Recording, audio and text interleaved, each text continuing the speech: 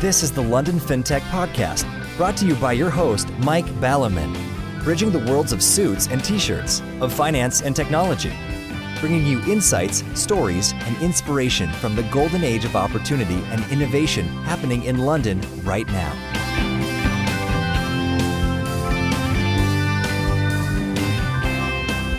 Hi, this is Mike Ballerman, and this is London FinTech Podcast, episode 111, brought to you in association with Blue Motor Finance, Capital.com and Smart Pension, and I'm delighted to be joined today by Iain Niblock, CEO and co-founder of P2P aggregator Orca. Today we find ourselves in far-off worlds, as Orca is based in Northern Ireland with an office in Edinburgh. I'm glad to say that Iain has found his passport and finds himself here in London in the Institute of Directors with me. Orca's strapline is, invest across multiple peer-to-peer lending platforms to diversify your risk, all from the Orca platform. I've expressed my cynicism many times in the past about disintermediation before and spoken about the fact that this invariably leads to re-intermediation. It's all very well P2Ps saying they connect you directly to lenders, but as we've seen in the past, how do you assess the lenders? As we heard on an old London FinTech podcast, many folks got their fingers burnt via platform Black, for example, in the early days, by doing just this, putting their funds into a loan which went bust. And by now, whole platforms have gone bankrupt in the UK.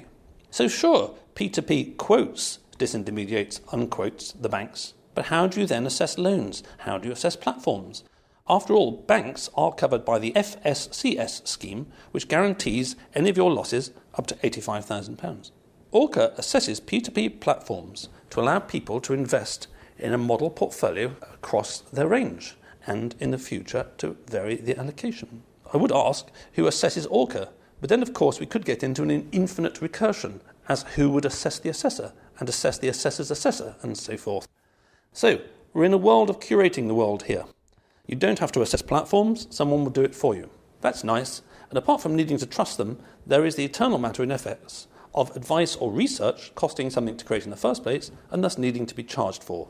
As we heard way back in LFP111 with Dan Kiernan, the FCA's tightening of standards for IFAs, independent financial advisors, led to prices going up and the numbers of people taking advice plummeting. Plus, conservatism from IFAs as a result means that none of them at the time would dare recommend something as edgy as P2Ps anyway. O tempora, o mores. Plenty to talk about, so let's get on with the show. Hi Iain, thanks for joining me today. Hi Mike, good to be here. Thanks for having me. And as I was mentioning to you as you came up the stairs, as you may not have seen, it's a very good day to be speaking to somebody with your fine accent, as the Spectator has written an article about how in the past almost all marketing in FS used to be done by Scottish people, by which I think they mean people from the east of Scotland, Edinburgh, as somehow these accents were more trustworthy. So in the past you had the right accent, but the article was claiming that these days this is not true as a result of politicians like Gordon Brown, Alex Salmond and Nicola Sturgeon being less trusted by the public. But your accent still sounds very good and very trustworthy somehow. Thanks very much. Yeah, it's always been a funny one. When I was living in London before, people couldn't understand me, and I've dampened that accent, and people from my hometown, Dumfries, call me an English ponce now. So you can't win. I can't win, no, it's difficult. Exactly. Well, we've been multicultural in this country for centuries, ever since joining up with you guys. And I was also moaning before about politics, but the interesting thing about sort of referenda, I'm not going to talk about Brexit, but referenda is it occurred to me walking here this morning. I walked here from London Bridge. It's a beautiful September morning in London. Children are wearing school uniforms and there's a sort of definitely autumn feel in the air, but the sun's very bright and it's actually quite a long way from London Bridge. I was reflecting on this whole sort of referendum thing. I'm a great fan of the Swiss referenda. They have about a dozen per annum on really important matters. We have sort of one every 40 years and have a panic. The trouble with a lot of these referenda, and the Scottish one as an example, is that if you keep having them, then one day, for example, Scotland votes to leave, and then that's kind of it forever. There's a very asymmetric thing, these referenda, so it's something I haven't quite worked out. I mean, I live in the hope that in a few decades' time, especially with all this tech, that we will have a world of much more direct democracy. For the sake of argument, I wake up and my phone says, oh, next week you can have a vote on whether we should keep our nuclear deterrent or something like that, and people actually get to vote on stuff as opposed to voting for Punch or Judy. So what do you see that someone north of the board? I mean, I don't care whether you sort of think you should stay or go, but there's this strange kind of fuse-like thing. If one day the fuse blows, that's it. It's sort of goodbye. Well, yeah, I absolutely agree that it's definite risk. As soon as you keep having a vote, eventually you're going to get it through, and it's almost irreversible. The problem there, though, now what we find is people are just sick of voting. I think in Scotland, my general sense is that people are kind of tired of politics. We had a real good debate during the referendum, and it was healthy from both sides, the Scottish referendum, that is. And then all of a sudden we had this Brexit referendum that nobody wanted, and now we're just kind of at the end of it saying, just get on with your jobs, politicians. We'll do our jobs, you do your jobs. So I think that's the kind of state of play. Interesting what you say about, voting for different political. I mean, that's kind of what's happening in Italy now with the Five-Star movement, and that's a complete mess, really, frankly. So I'm not sure how that would work. I mean, so these issues are just so complex. Yes, I happened to see something yesterday, and it's funny. I was writing about the Civil War, actually, just yesterday, when England became a republic for a few years under Cromwell. And I've got a really good quote, which is Cromwell sort of just basically telling all the politicians to piss off and going about how venal they are and how small-minded and petty. And, you could apply the quote today and stick it in most newspapers and people would buy into it. And then, of course, later in the 1600s, we have a sort of Dutch takeover, and William of Orange says pretty much the same thing. It's always been a little bit of a mess. But one of the things about these referenda, and again, I'm a great admiration of the Swiss, is that it is socially divisive. I know people who are basically really cross with me if I say anything. I didn't vote in the Brexit referendum. I mean, for what little it's worth, these days I would vote to leave, because I think it's a disgrace how sort of democracy gets sort of swept under the carpet. But that's sort of by the by. But it's really very divisive in society. Friends, family start to get a bit cross with each other. So if you have too many of these sort of super big issues like Brexit or like stay or go for Scotland, in a sense it doesn't really matter which side you're on. What does matter is it's been really divisive factor in society. It fragments society, on top of all the identity politics, and that's never good. Yeah, going back to the Scottish referendum, it was, there was respect on both sides, and I think that was really healthy. And I think that it was good that people, and it was pretty random, the views that people had, and you wouldn't expect it, but again, it was, there was a lot of respect, and it was just done in a nice way. Whereas if I look at the Brexit referendum, maybe it's because there's change going on now, and there wasn't really change with the Scottish referendum, but certainly more nastiness on that side, I would say. Yes. So, moving on to, you'd mentioned London. You've spent quite a lot of your life, very wisely, trying to avoid the place, and you mentioned far-off lands like Holland, which is probably nearer than Edinburgh. I'm not quite sure, actually, about the distances, but also a lot of the Americas. So what were you doing when you were trying to avoid London in those directions? Yeah, it was just when I was before working in fintech, I worked as an economist, and I was seconded to the Amsterdam office, and, it was time to go back to London, and I said, okay, I don't think I can handle that, so I took my bike and I cycled from Colombia up to Canada over 8 months. Again, I'm not very good at geography, but Colombia to Canada is quite a long way. Yeah, it was a lot of self-reflection. And a lot of sort of sore bum, I'd have thought. Yeah, sore bum. If I was doing it again, any advice that anybody thinking of doing cycle touring is go with a friend. You did it on your own? Yeah, you get pretty lonely. So, it must be crazy. Yeah, you go absolutely bonkers, actually. Yeah, but it was good. And then I decided that's what I wanted to set up my own business, run my own company. It gave us a lot of time to think about what kind of thing could I do. Yes, it's interesting because the one thing that almost none of us get in the modern world is silence. I'm just as bad as everybody else myself. Sit on the train stops for 5 minutes, get the phone out, start sort of looking at something on Twitter to annoy yourself or da-di. There's never silence, and in the absence of silence, you never get the kind of space that enables new ideas to come to you or enables the back of your brain or whatever to put stuff together you haven't. It all gets sort of very frothy and noisy. And just finishing off on this, strangely enough, I'm not entirely familiar with the route from Colombia to Canada, so where do you go? Presumably you avoid the Rockies, because that would involve a lot of going up and down hills, wouldn't it? The hills are actually the most interesting bit. If you're going on a flat road, it's pretty boring. But yeah, just along through Central America, so mainly Panama and Guatemala, Nicaragua, Honduras, and into Mexico. Mexico's actually really big, surprisingly. You look at the map and you think America's really big, but actually I think that the maps are a bit distorted. What I remember was it took a long time to get through Mexico. But yeah, it was good fun. It was nice. I like riding bikes, so... You must do. It's a love-hate relationship. Otherwise... Okay, so you've done the Americas, and then you decided to keep staying away from London, very wisely. So what's this sort of Northern Ireland, Edinburgh thing, and how does that relate to Orca and your current incarnation? Yeah, when we first set up this Orca, we had a really early stage idea or concept, and the kind of core concept was, we were looking at the peer-to-peer lending market and seeing that it was fragmented, quite complex.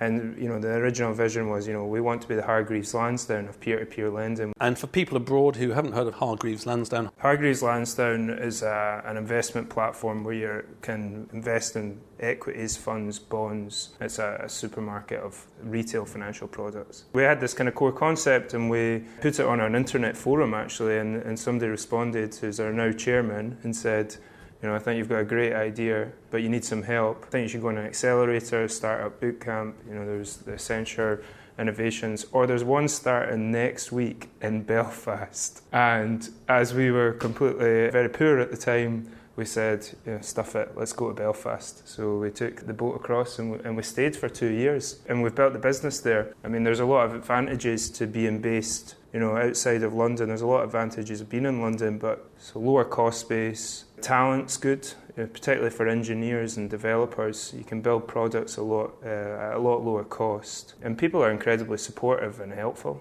just the friendliness of people. So, we've really got on well there. Recently opened an office in Edinburgh as well, which we see as a kind of halfway house to London, if you like. So, it's not completely financial services, but it has got a heritage of financial services. But the costs, just not as high as London. I suppose the drawbacks are, though, that London, you've got this massive network effect, and you've got this specific, like the informal network, and you lose.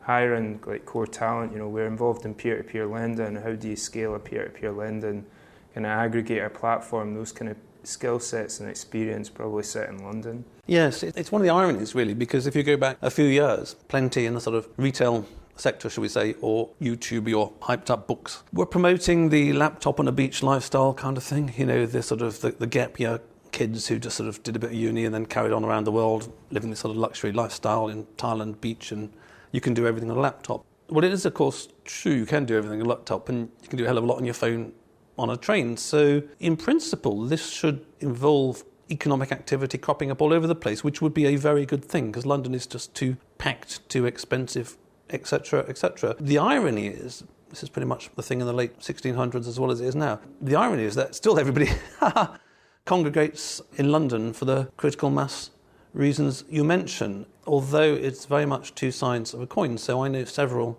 tech firms, fintech firms at the moment, who are setting up dev offices in East Europe because they just can't get developers. There's a huge developer shortage down there, and you mentioned the ease of developing further north, which is madness because last time I saw the stats, I think between 2001 and 2016, the population of the UK increased 6 million, 5.5 million of which was immigrants and just very recent children of immigrants, which rather makes one wonder what bloody criteria the Home Office has got. If out of admitting millions, and it's literally millions, they don't let any devs in and people are having to go offshore. It's quite crazy. So it's really good that there's regional activity. And I think you slightly do Edinburgh down in that, going back decades, the chairman of Climate Benson Investment Management in the latter times when I was there, he was also the chairman of Scottish Widows, which was based in Edinburgh. And there was a very conservative, very kind of southeast Scotland FS business that went on up there, lots of insurance. So it has got a heritage itself. Yeah, it's interesting. I mean, setting up dev teams in Eastern Europe, I've even heard Belfast being classified as semi-offshore. So not fully offshore, but semi-offshore. You see like Deloitte Digital and PwC have massive operations there, and what they're essentially doing is hiring people, sending them to London, Monday to Friday, paying them Belfast wages. It's not very fair, but it's happening. Yes, and I've seen a similar thing with Dublin, of course. So, yes, anyway, interesting. One way and another, everybody can't live in London, and it's much better if everyone doesn't have to, but as always, two sides of the coin. Okay, so diving into the main course, you mentioned that Hargreaves Lansdown is an existing and successful incumbent in the UK, which is a portal that allows you to manage your portfolio across a whole range of conventional assets, and you, of course, are moving this into the peer-to-peer area and perhaps unconventional assets at some point. We'll come back to Orca, but let's just sort of back up to all this. So I mentioned in passing, and probably very poorly at the beginning, the idea that so-called disintermediation, or actual disintermediation, just really changes one problem for another. So in this new fintech world, and P2Ps, which is your expertise, the disintermediation, so-called disintermediation, or the removal of banks from the circuit, shall we say, between lenders and borrowers, creates opportunities, but also, like everything else, it creates challenges. So what do you see as the fundamental problem that exists from creating P2P in the first place? I mean, maybe from the perspective of investors or platforms or regulators. What is the actual problem out there that people face that you speak to them and say, oh, we've got a solution for that problem? So on the investors, so our users are retail investors, and the problem that they face is, they're looking at the alternative lending market, the peer-to-peer lending market.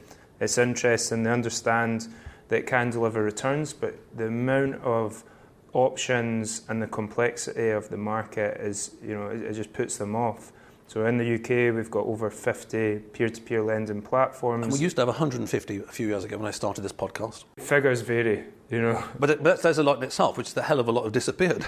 There's a lot of platforms that are not strictly peer-to-peer now. So, they're in the peripherals. So, if you look at LendInvest, for example, it's they're looking at, it's an alternative investment fund structure. If you look at Wellesley & Co, they have a retail bond. Goji, one of our competitors, it's a crowd bond. There's a lot of products out there that some are peer-to-peer lending, some are not peer-to-peer lending. All the lending's quite niche.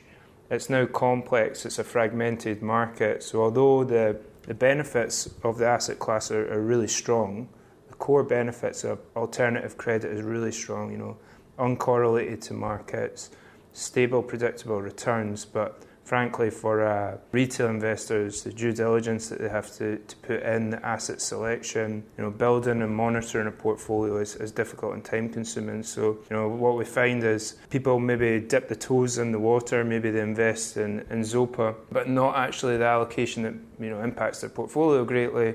But they're directly exposed to Zopa and the lending that Zopa conducts, consumer lending, so it's very specific. Or they're maybe a bit more savvy, they're more interested, more enthusiastic, and they're investing across 4, 5 plus platforms, and they're managing multiple logins. Everybody's reporting in a slightly different way. They can't really work out the performance of their portfolio. It's just complex. So, in a sense, using Mao's phrase about letting 1,000 flowers bloom, the disadvantage of 1,000 flowers blooming is if you're trying to collect half a dozen, you're going to spend quite a lot of time choosing flowers that complement each other nicely in colour, or less metaphorically, choosing some consumer loans, some sort of landlordy based stuff with LandBay, or some developer-y stuff with LendInvest. And I absolutely take the point, and I think you're quite correct that it is quite a complex thing. I mean, I remember a lunch I had with a buddy of mine, another former old-school head of risk, back in the day, and he's now got more than a few quid, and he was saying, should I put some in P2P? And I said, well, if you had put some in P2P, this was a few years ago, you would have made excess returns for not much risk. I said to him, if you do it now, I think over the next 3 years, you will still make excess returns, stick to the top 5. Beyond that, who knows? Because markets, especially when there's institutional capital coming in, tend to get more efficiently priced over time. So, for the sake of argument, let's say, P2P generates LIBOR plus, 4%. And let's say actually it turns out that the risks in a well-selected portfolio are sort of 1.5%. Well, then you're making, a really good risk-adjusted return. The trouble with that third phase, he and I agreed, and he's a guy with lots of money to invest in his portfolio for his pension, is that then you get into the phase that both he and I experienced professionally, which is to research this stuff is no trivial matter. Let's say, for the sake of argument, I took 100% of my net asset value and was going to invest it in peer-to-peer. It would take me, with my FS background, a hell of a lot of time to do enough due diligence, even amongst the top 5. Yeah, I mean, we've been providing research in the space for the past 3 years, and that's kind of where we started. So we've been providing in-depth loan-by-loan research on different platforms, and it's taken us a long time to kind of grapple with, for example, is a provision fund actually benefiting the user? Is it of benefit? They're very complicated. It's actually quite a complex structure. So it's taken us quite a long time to make sense of it all. And I suppose it's quite interesting as well, with these complex fragmented markets, you've also got a lot of the lenders, the P2P platforms, fighting for new acquisition. So they're going to typical channels, which is, affiliate marketing, money supermarket. They get a lot of acquisition through there. PPC, so, advertising on Google. It's now £8 for a click on peer-to-peer lending. Wow. That's one click? For one click. Wow. So you can soon get your cost of acquisition really high. And some have even turned to TV, which, your minimum looking at a 500k budget. And Funding Circle, who are busy doing their floats at the moment, I've heard that they paid 8 figures, well north of £10 million for their TV stuff. And as a result of which, they got a flood of poor inquiries. Yeah, who knows what they were doing with it. It was a great campaign and the adverts were really nice, but I wonder if, it was all part of a master plan to build up to the IPO.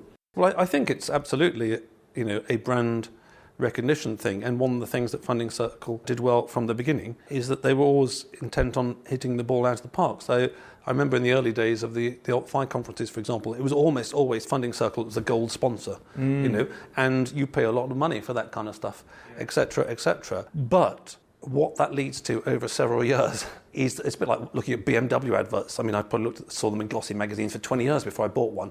But in my subconscious was then installed that actually, BMW, that's a pretty sort of racy gold standard thing. And the same thing with Funding Circle. You don't really doubt that Funding Circle is a serious player. Yeah. It's almost like buying a Ferrari. It's a really stupid expensive car. But you drive around in Ferrari, then that does actually help you with the hot chicks, because it's a kind of signalling thing, yeah? It's that, look, we can afford to do this, We are going to make enough money and build such a business that actually buying a Ferrari or being gold level sponsor or doing TV ads is within our range. Yeah, Funding Circle, it's just phenomenal what they've done. And it's great to see them IPO. I think it's good for the sector, it's good for fintech. Yes. Okay, so anyway, investors, before we do the Funding Circle advert for them. So investors face the problem, I entirely agree with you, which is that P2P is even more diverse. Plenty of P2Ps that I think of as P2P. I always just use the code these days of P2P for online lending and borrowing, something that you see on the interweb, that it's got very diverse into sort of whole different sectors. Some of them aren't even P2Ps anymore. You're getting exposure to different kind of economic phenomena, and therefore it's quite a challenge for the investor. You guys, you can tell us a little bit more about it later, but you guys have spent years doing research into this stuff. You know how tough it is, and that's the expertise in a sense that you're wrapping up in the current offering that you have. What are the sort of very briefly the platforms, the platform problem you mentioned is that it gets expensive to do client acquisition, £8 a click, so goodness knows what the conversion rate is. Let's say it's 1 in 1,000 or something, then you've got sort of £8,000 to acquire one client. It's going to take you a long time to pay for that. Inshallah, Ryan from Alt-Fi will be on the next podcast talking about this. We've got the regulator who is extremely active and writing reports on P2P at the moment. We don't need to go into detail because I should cover it next time, hopefully. But sort of very briefly, how do you, from your perspective, see the sort of whole regulatory angle? Yeah, it's very interesting. So the FCA has released their consultation paper recently, and essentially what they've said is increased disclosures, increased governance across the sector, which a lot of the platforms have accepted. The one piece of pushback that they're having strongly is that the FCA has proposed marketing restrictions to be imposed on all retail investors. And essentially they've said, keep the peasants out. Take the peer out of peer-to-peer lending. Yes, exactly, yes. Keep it only for the sort of the great and the good and the wealthy and all that kind of stuff. Okay, right, let's not go dive into that one because I'll do that one next time. It is a very important topic. What's interesting though is, in the alternative lending market, you've got all these structures that have merged. It's not just peer-to-peer lending. Peer-to-peer lending, quite often, is the structure that everybody kind of thinks of. But if this becomes over-regulated, people will favour, why would they pick a peer-to-peer lending structure and then they could, go for one of these crowd bonds or another less regulated structure, which I think is a shame. The P2P model is the most transparent, in my opinion. It's delivered on its ethos. It's delivered returns to investors. It's provided quick access to capital, to borrowers. And I think that the positivity around P2P kind of got lost in the review. Yes, absolutely. Regulators are, in the phrase of a recent book by someone very important, unelected power, and they're certainly using it not always wisely. So these are the challenges then. So whether you're me or my mum or my kids, what solutions has the market come up with to this problem of there are loads of platforms doing a whole bunch of stuff, and to really get into it takes quite a lot of time? What formats are there? There's been a couple of attempts in the UK, but I suppose what we look at is out with the UK, because that's where we've seen larger traction. So in the US, NSR Invest is about $250 million assets under management, links up to the top marketplace lenders there, and it's facilitated that very well. Also, probably arguably the biggest aggregator is Mintos. It's a Latvian-based platform where they're connecting balance sheet lenders and providing returns to retail investors. And they're now actually surpassed €1 billion worth of loans, surpassing Zopa and RateSetter's monthly volume. So it's a really successful... So they're doing 1 billion per month or in total? No, the total, they've now done €1 billion worth of loans. So that's a very successful story. In the UK, we have a number of platforms that are in this space and try to deliver this core concept of, becoming the Hargreaves Lansdown of peer-to-peer, if you like. A couple of them have, waited for the platforms to play ball, essentially. Give us your APIs and we will bring you lender volumes. And the platforms have said, bring us lender volumes and we might build you an API. So that's the kind of situation we're at. It's funny how rapidly the new boys become the incumbents and stop innovating. Yeah, exactly. Oh, why should we change? Tell me why we should change. It's quite funny from a longer perspective because, of course, at the beginning they were all about change. Yeah, there's a bit of chicken and egg going on. And in terms of non-platform solutions, we'll come on to the benefits of a platform again, but other obvious solutions are the likes of P2P GI, investment trusts, where you've just got a traditional structure, which no doubt gets around a whole bunch of regulatory stuff because it's just an investment trust, which is a very well tried and tested thing, where you've got a traditional fund manager approach, albeit in these new classes of assets, and they do all the just fund managery stuff. They go around and kick all the platforms' tires and due diligence, and they bung a lot. And you don't need a platform; you just stick the money into a fund, something like a P2P GI, which invests across a whole bunch of different things, or even the likes of a funding circle where they've got their own fund where you don't have to bother with P2P, you just buy their fund and it invests in all of their loans on a diversified basis. Yeah, absolutely. P2P GI is a very good example. It's a very large fund. It's operating at quite a substantial discount to NAV. Yes, it came out at a premium and lots of people who are born yesterday and being semi-serious about that because most of them were in terms of FX experience. And, it's always going to trade like that. And I wasted my breath pointing out that no, it won't. All investment trusts go to a discount. They always do.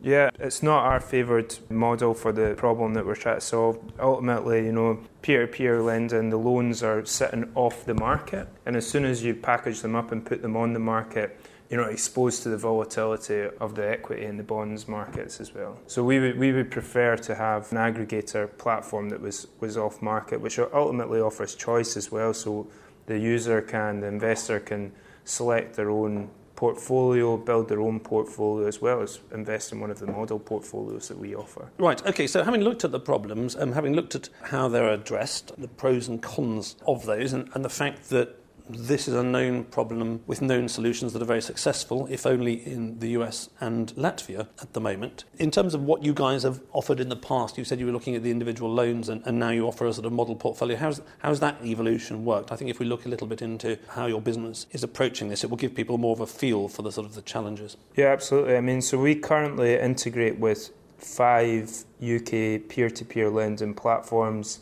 These platforms have passed our in-depth due diligence, and they cover loans that are consumer loans, business loans, property loans. We've constructed a portfolio, so we've set the allocation, and the investor, they decide if they would like to invest in this portfolio, deposit funds into a segregated account and get allocated across the P2P market. And when you say the word portfolio, for the avoidance of doubt, as I understand it, Orca is not a fund. If I put my money into you, it's not going into a portfolio managed by you, which I own 1%. But as I understand, the mechanics are I sign up with you, and then you, as it were, automatically somehow sign me up with 5 platforms. I put my £1,000 in, and for the sake of argument, you put 150 quid in A and 250 in B, and yada, yada, yada. It's very kind of P2P in a sense. My money goes in and through Orca. Yeah. It doesn't go into a structure created by Orca, that's correct. Yeah, absolutely. We're a technology platform. The benefit that we see is, what we looked at in the market, so what is the principal risks in peer-to-peer lending? You've got the default risk, clearly, are people going to pay back their money? And then secondly, platform risks, is this platform going to collapse? Is it going to become unstable?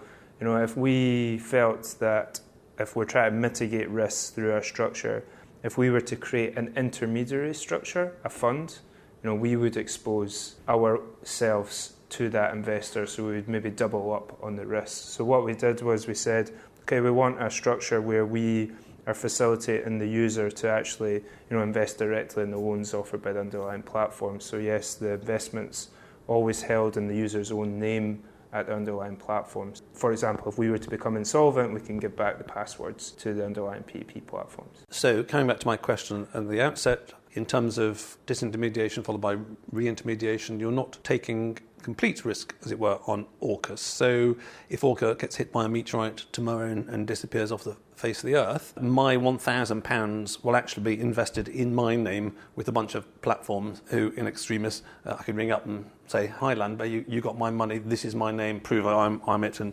getting back. So we're not taking a risk on Orca per se. The risk, in a sense, that I take on Orca is your due diligence process and your allocation. And in terms of allocation, I think that's very secondary. I mean, let's say for the sake of argument, you put 15% in Landbay or 25% in something else. That's the kind of risk, but that's not really going to affect my returns that much as you're diversified over several portfolios, and then within each of the platforms, you're massively diversified internally. Anyway, so it's good to know that risk. And in terms of 50 and 5, you say you invest in 5 at the moment.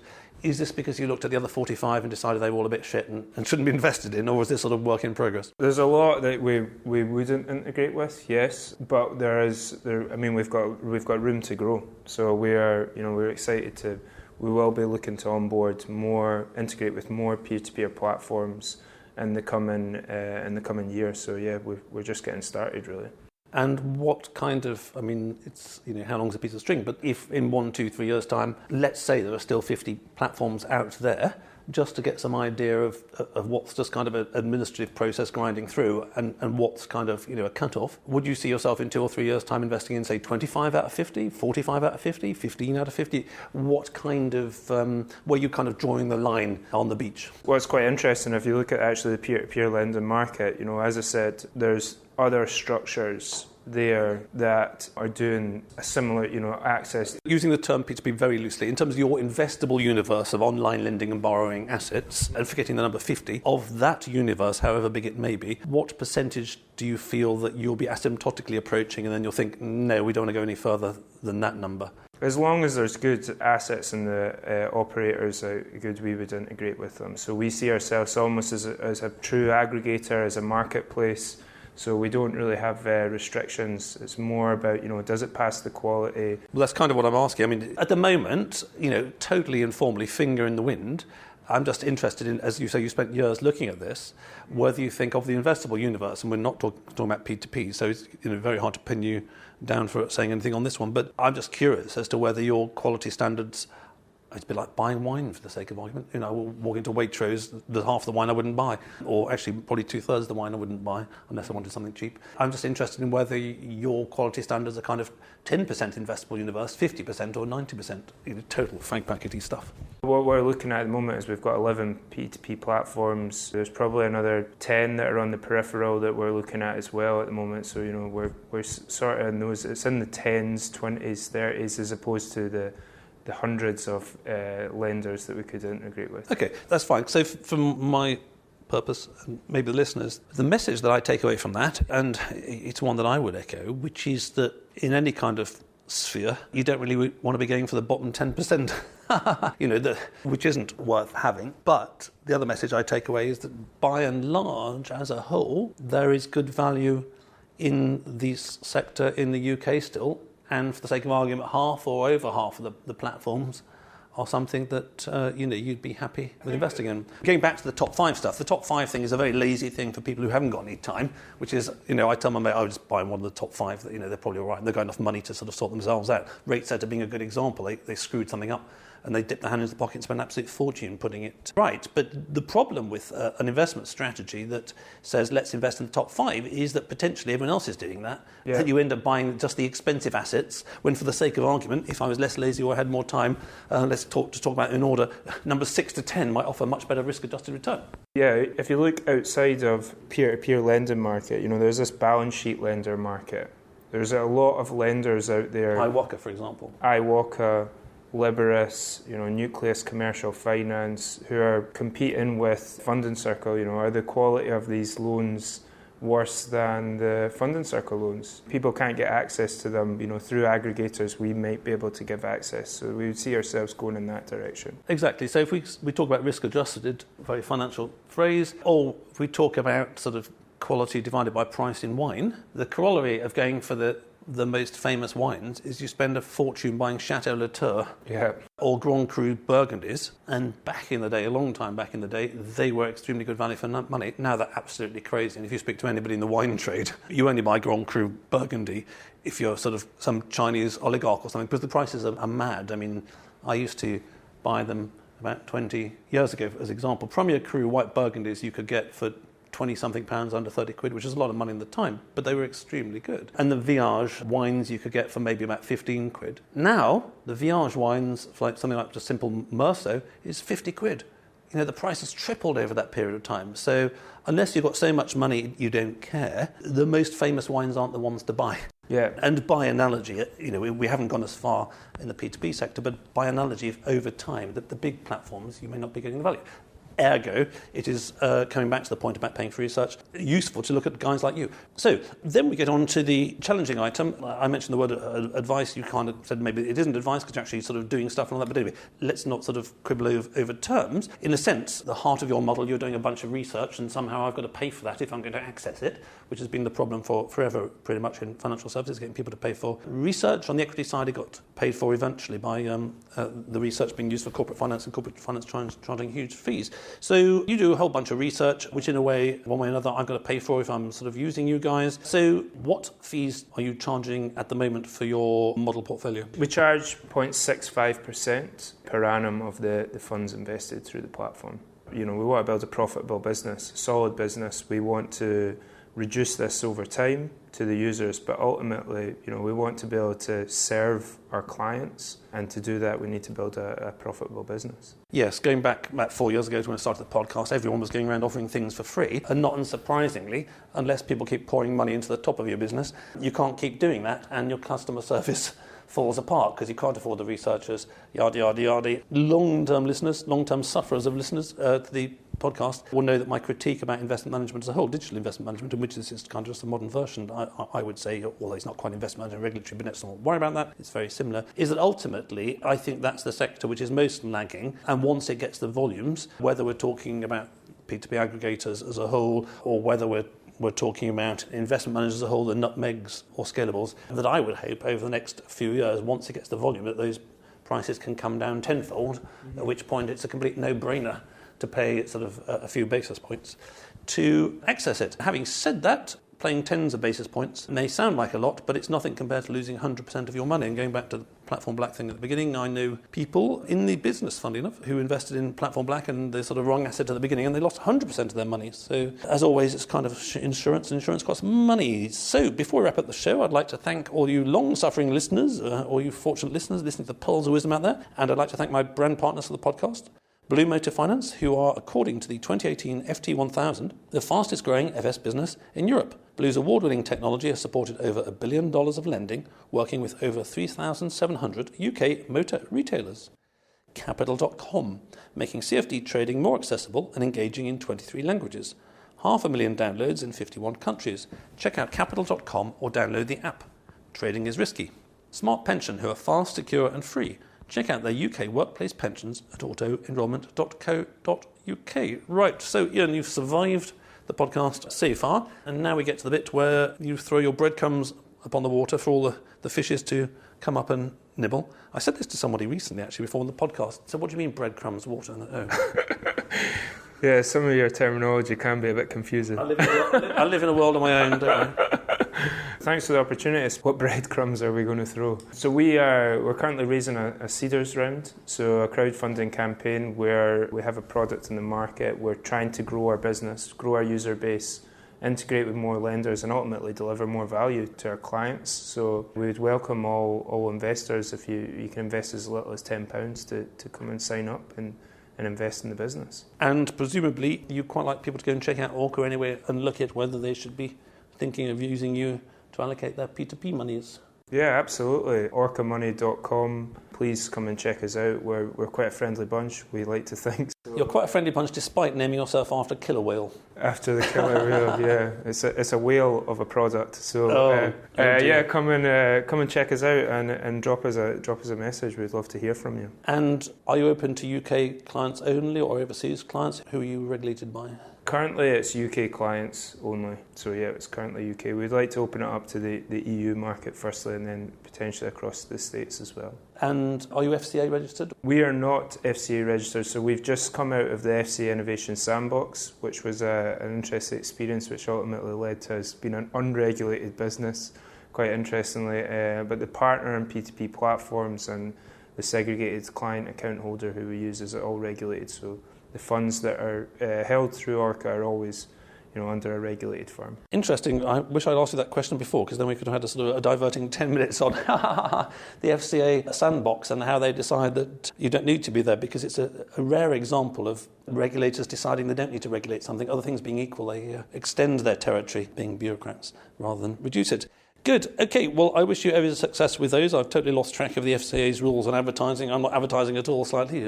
Caveat emptor, blah, blah, blah, blah. But if you want to check out Orca on Cedars, it sounds like a good time. And I wish you every success in the future. Thanks very much, Mike. That was great. Thanks. Thanks for listening. If you have consulting, advisory/non-exec, or media needs in the FS or fintech space, get in touch with me at mike@londonfintechpodcast.com.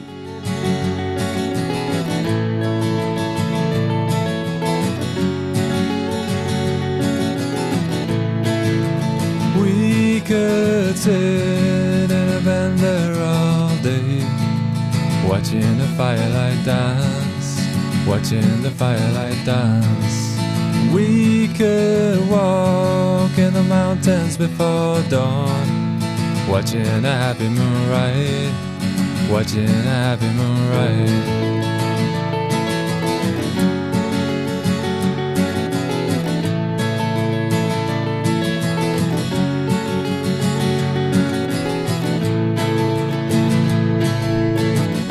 To come away from the city, with the tarmac so dead and the people so sad. Come away from the city, with the faces so grey, with the pain of the everyday.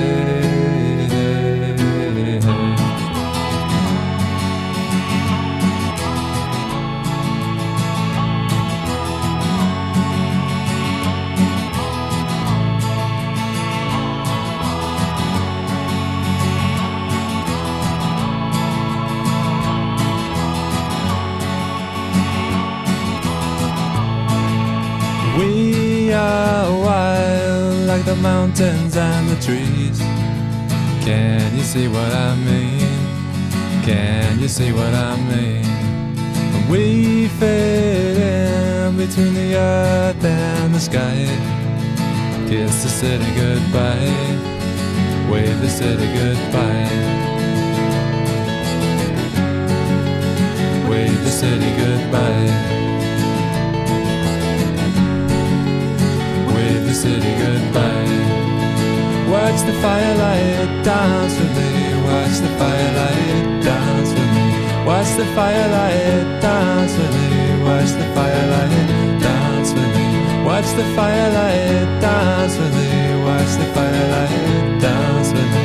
Watch the firelight dance